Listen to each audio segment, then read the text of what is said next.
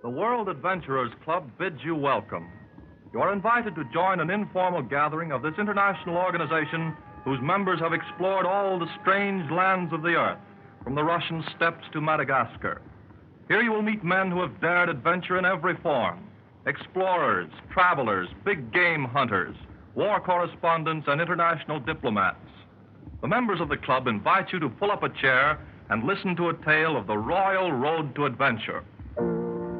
Off with the Jolly Roger boys, and off we go to sea. There's heaps of fun when the Jolly Roger's hung, and the wind is on the lee. And the wind is on the lee.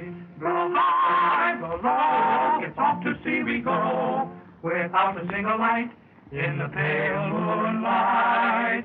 Us bold buccaneers will go. Here's to each man of the jolly, jolly crew, who sail the deep blue sea, who sail the deep blue sea, sail the deep blue sea. With the jolly, jolly Roger flying bold and free, and the pride of the Spanish main may be. And then home we come, yo-ho, yo-ho, and the girls will be waiting on the quay. I know, for the man who sails the main, for the man who sails the main, yo-ho, yo-ho, yo-ho, yo-ho.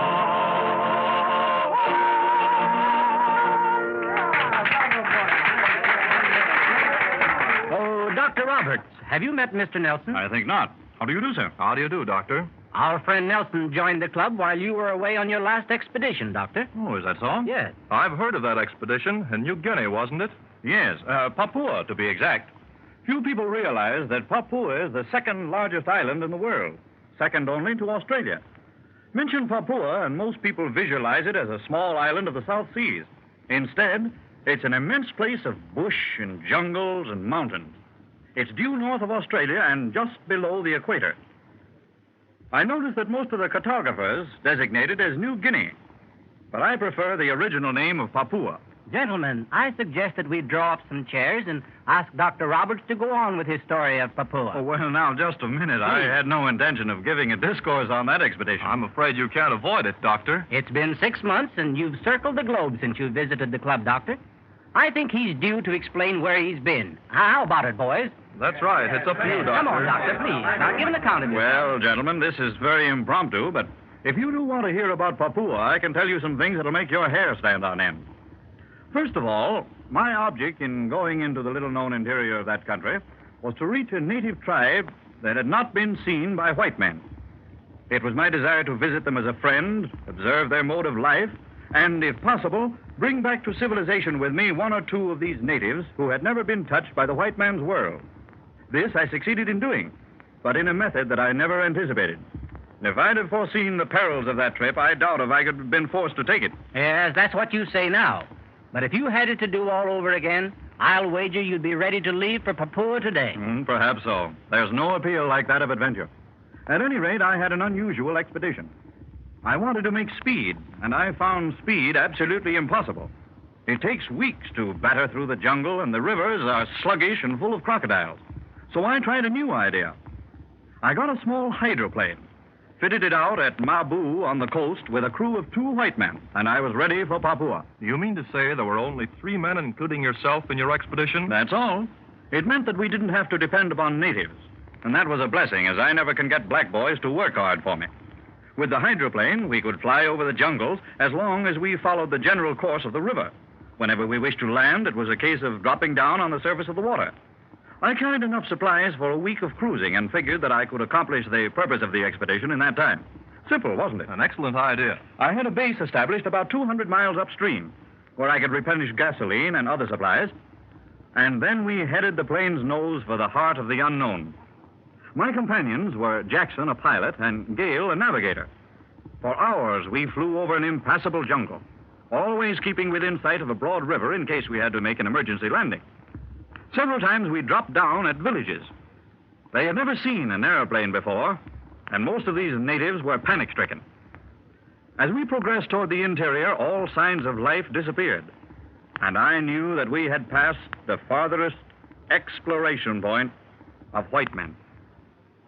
To look down upon a land that no man of your race has ever seen before is a thrill, gentlemen, that cannot be described, but must be experienced. That must be a moment that comes once in a lifetime. And, of course, you had no idea what you might encounter. A tropical storm would have been mighty dangerous. Well, we were very lucky. After 8 hours of flying, we saw a huge native village below us. We circled the place and decided to risk a landing. We had no means of knowing if the natives were hostile, but we decided to gamble our skill with theirs, and so we dropped down.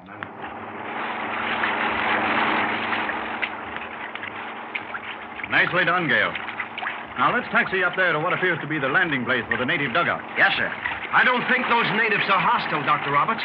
Neither do I, sir. But I wish they showed a little more fear. They certainly don't run for their lives the way most of them did. I'll call off the engine, sir, and bring her to by that large dugout. That's right. Don't get too close to shore. Look at them. They're all crowding down to meet us. They're yelling something. Listen. Well, that means little to me. I think they're trying to welcome us. And naturally glad to see us, sir. Oh, there comes a chief, all dressed up in war paint and feathers. You boys keep an eye on him and don't let any of them touch the plane, while I can see and try and find out about the people.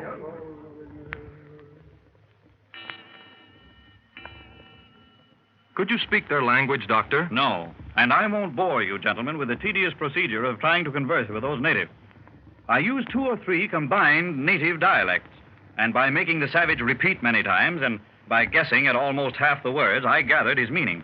It seems that he was not the chief, but a kind of medicine man. He was a doctor for his people, as I am for mine. But unfortunately, you weren't from the same medical college. Not by a wide margin. But he made me understand that his chief was very ill, and he had cast a spell to cure the chief.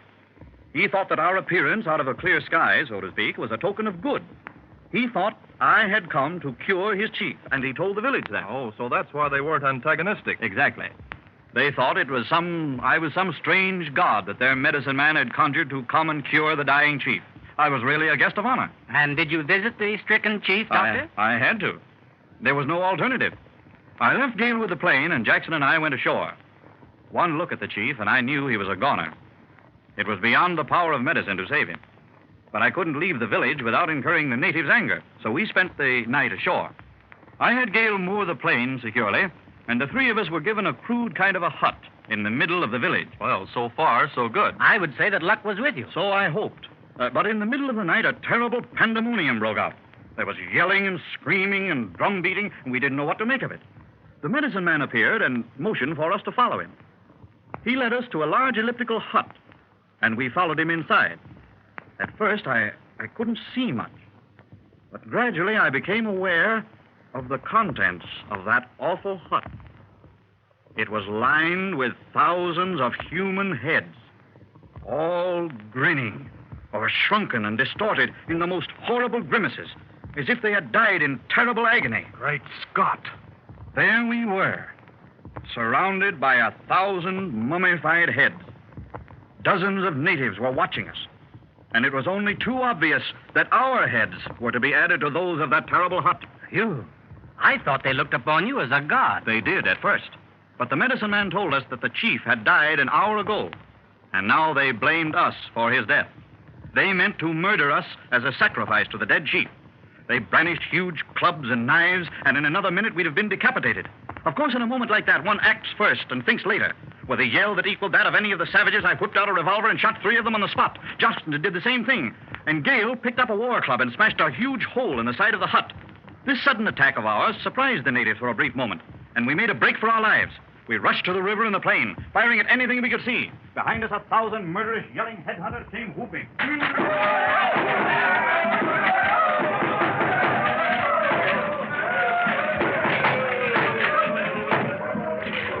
This way, men. Here's the river. They're right behind us. Look, the plane's gone. We've lost the plane. It's gone. What? They've cut the plane adrift. We're done for. We can't escape. Oh, they must have sunk it. Swim in. Plunge into the river. We haven't a chance if we stay on the bank. Follow me. Look down the stream. That's it. It's a plane. Somebody's on it. Natives trying to wreck. After them. Come on, then. We must save that plane or die. They're smashing. Here, grab that rope. They're trying to get away. I got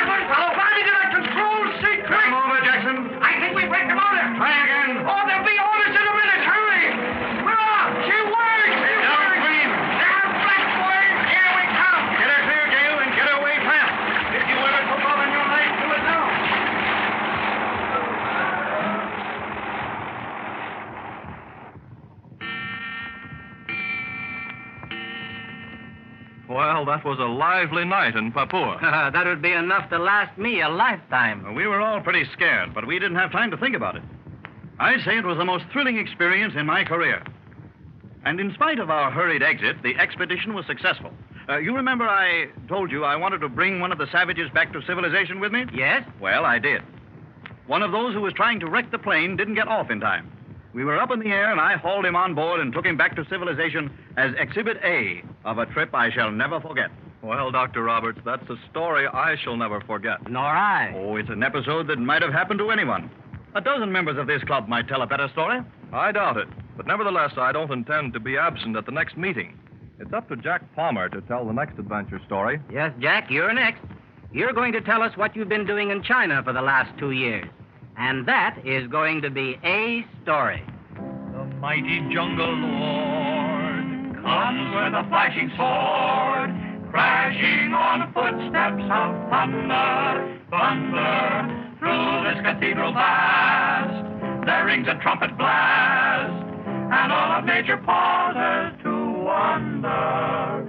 Oh, swiftly the little fleeting deer leap at the sound of following feet, leaping to fly, fearing to die.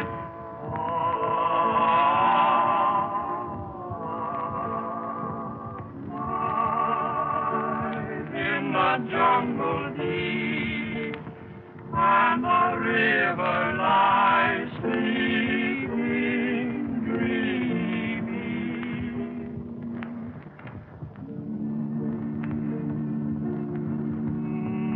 And as we say goodbye, the World Adventurers Club invites you to come to another meeting and hear one of its members tell of his strange adventures in strange lands.